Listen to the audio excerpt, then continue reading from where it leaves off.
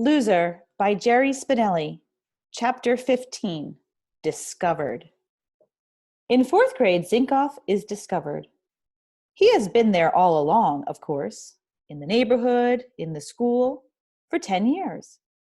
He's already known as the kid who laughs too much and, until his operation, the kid who throws up. In fact, in order to get himself discovered, Zinkoff does not do a single thing he hasn't already done 1,000 times. As with all discoveries, it is the eye and not the object that changes. The discovery of Zinkoff, which will take place gradually over the course of the year, begins on the first day of school. The teacher is Mr. Yalowitz. He is the class's first man teacher. Mr. Yalowitz stands up front holding the stack of roll cards. He looks carefully at each card, as if he is memorizing every name. Then he begins to shuffle the cards, rearranging their places in the stack. When he finishes, he puts the stack down.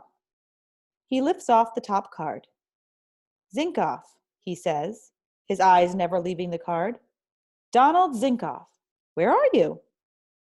Zinkoff, knowing by now where he belongs, has already gone straight to the boondocks, last seat, far corner. He jumps to attention. "Here, sir," he calls out.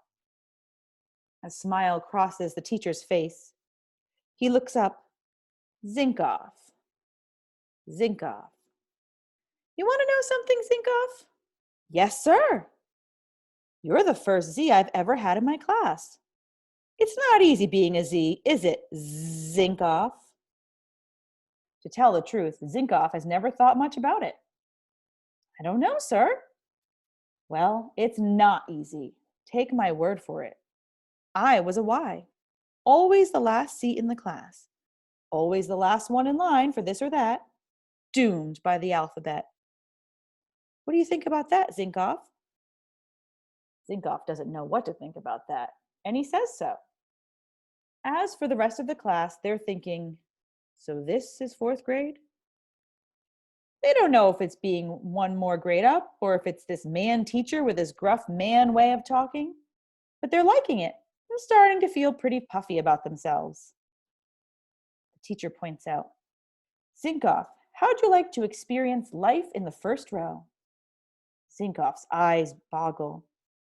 The teacher waves grandly, "Come up here, boy." Zinkoff cries out, "Yahoo!" and races up front.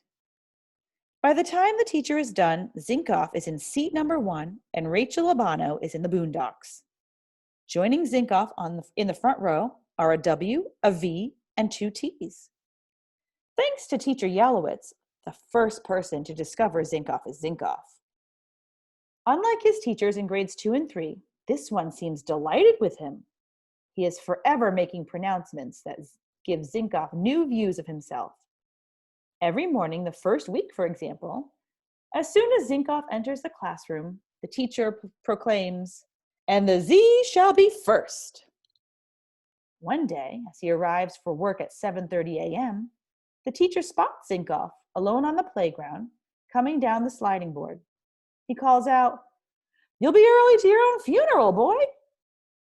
Like Zinkoff's previous teachers, Mr. Yalowitz notes his atrocious handwriting.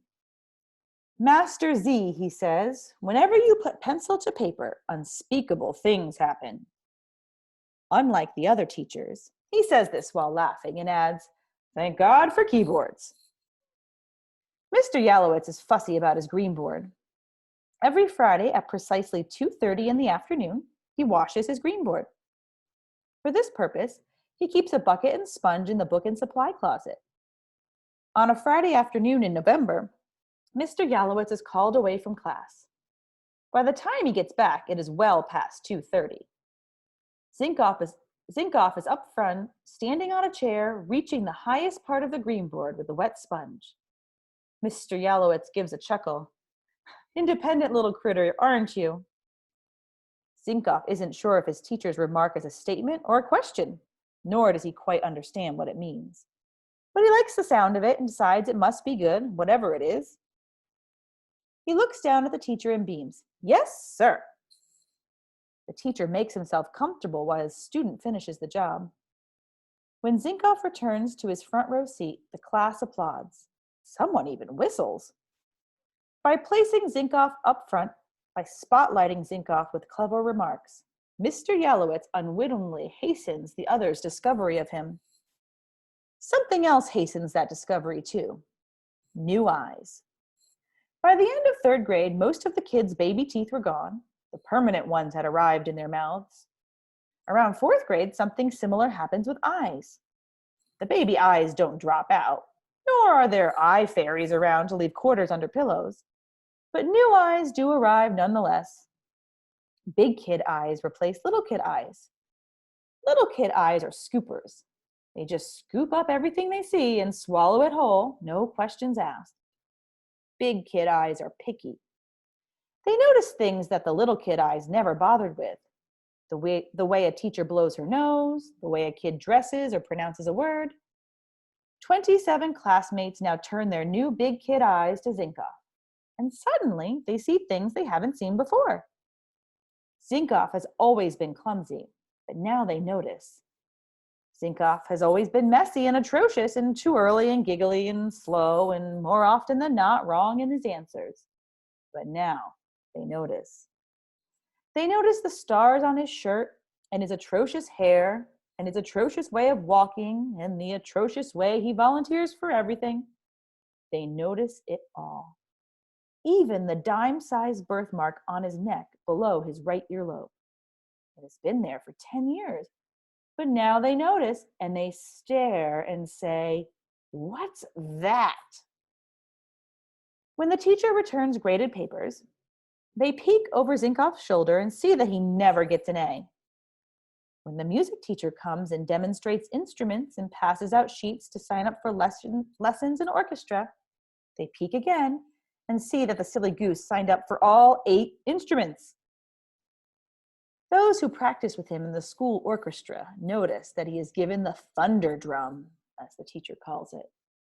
They notice that every time he pounds the drum, he is 3 beats early or 3 beats late, and they wince and roll their big kid eyes at each other and scowl at the teacher as if to say, "Do something." And she does. She gives him a flute, the least damaging instrument. Still, he often veers off course, a wanderer among the clarinets and violins. The orchestra kids tell the rest of the kids tell their parents, and when the orchestra and chorus recital takes place that spring, nearly everyone in the audience keeps an ear peeled for the lost, solitary squeak of Zinkoff's flute. It is in the first week of June of that year that Zinkoff is most profoundly discovered. It happens during field day.